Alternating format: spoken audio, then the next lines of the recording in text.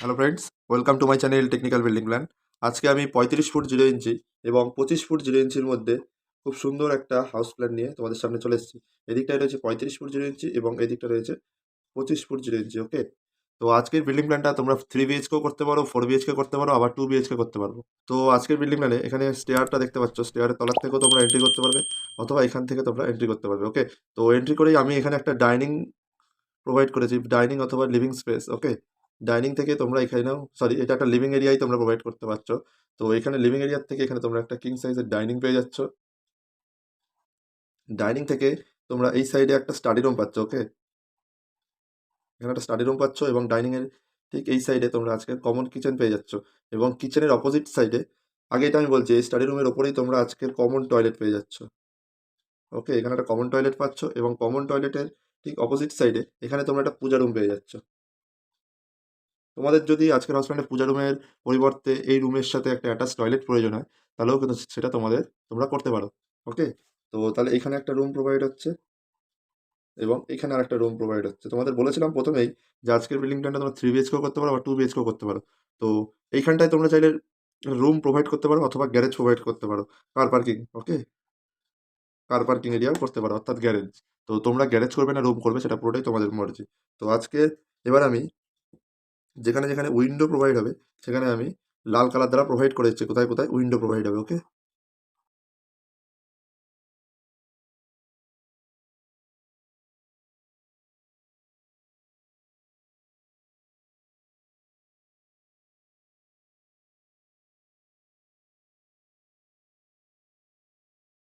তো যেখানে যেখানে উইন্ডো প্রোভাইড হবে সেখানে আমি লাল কালার দ্বারা প্রোভাইড করে দিলাম।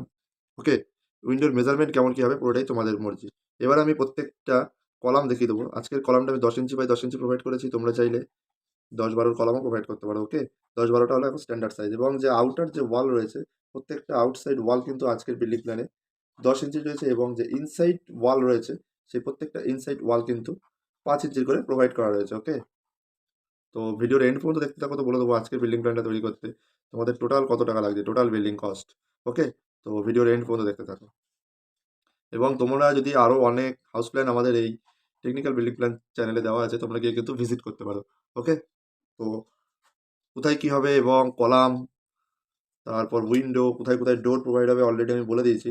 সরি, ডোরটা এখনো বলিনি, সেটা আমি বলে দিচ্ছি কোথায় কোথায় ডোর প্রোভাইড হবে।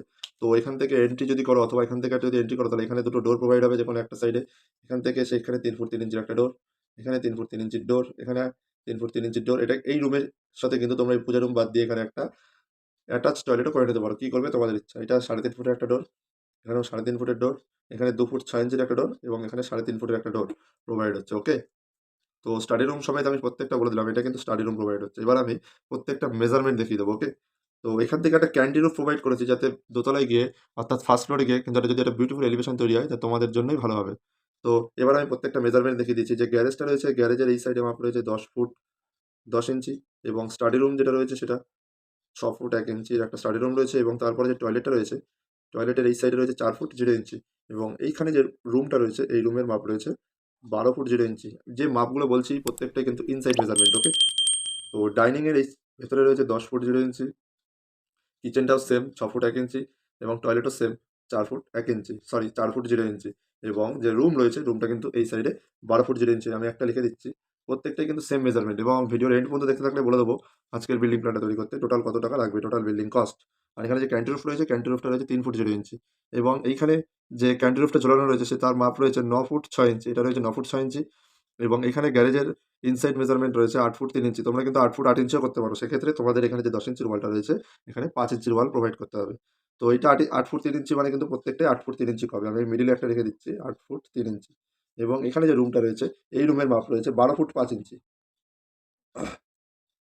12 ফুট 5 ইঞ্চি রয়েছে এই রুমটা। এবং এইখানে যে রুমটা রয়েছে এই রুমের মাপ রয়েছে 10 ফুট 6 ইঞ্চি। তো আজকের যে 2 বিএইচকে অথবা 3 বিএইচকে হাউস প্ল্যানটা তোমাদের সাথে শেয়ার করছি, তোমাদের ভালো লাগলে তোমরা তোমাদের কাজিনদের সাথেও আজকের হাউস প্ল্যানটা কিন্তু শেয়ার করতে পারো। ওকে, তো এই পূজা রুম এবং কিচেনের এই মাপটা রয়েছে 5 ফুট 0 ইঞ্চি, 5 ফুট 0 ইঞ্চি। এবং যে মেন পার্ট আজকে তোমরা যেখানে বসে সব থেকে বেশি সময় আড্ডা মারবে সেই জায়গাটা, অর্থাৎ ডাইনিংয়ের এই সাইডে মাপটা রয়েছে 9 ফুট 3 ইঞ্চি, এই সাইডে মাপটা রয়েছে 9 ফুট 3 ইঞ্চি, ইনসাইড মেজারমেন্ট বলছি কিন্তু। আর এই সাইডে টোটাল মাপটা রয়েছে 10 ফুট 6 ইঞ্চি, 10 ফুট 6 ইঞ্চি এখান থেকে। ওকে? এবং যে স্টেয়ারটা রয়েছে সেই স্টেয়ারটার ইনসাইড মেজারমেন্ট রয়েছে 11 ফুট 4 ইঞ্চি। এখান থেকে এই পর্যন্ত রয়েছে 11 ফুট 4 ইঞ্চি। এবং এই সাইডে মাপটা রয়েছে 6 ফুট 0 ইঞ্চি, অর্থাৎ 3 ফুটের করে সিঁড়িটা আমি প্রোভাইড করেছি। ওকে? তো অ্যাপ্রক্স এই 875 স্কোয়ার ফিট বিল্ডিংটা তৈরি করতে তোমাদের অ্যাপ্রক্স 10 লাখ টাকা মতন লাগতে পারে। ওকে? 10 লাখ টাকা মতন লাগতে পারে। আর আমি যে এই বিল্ডিং কস্টটা বলছি না, এটা কিন্তু অনলি বিল্ডিং কস্ট। এটার মধ্যে কোনো রকম কালার, মার্বেল, টাইলস কিন্তু এর মধ্যে ইনক্লুডিং নয়। স্ট্রাকচার এবং প্লাস্টার পর্যন্ত পুরো কমপ্লিট হয়ে যাবে আমি যে টাকাটা বললাম। ওকে?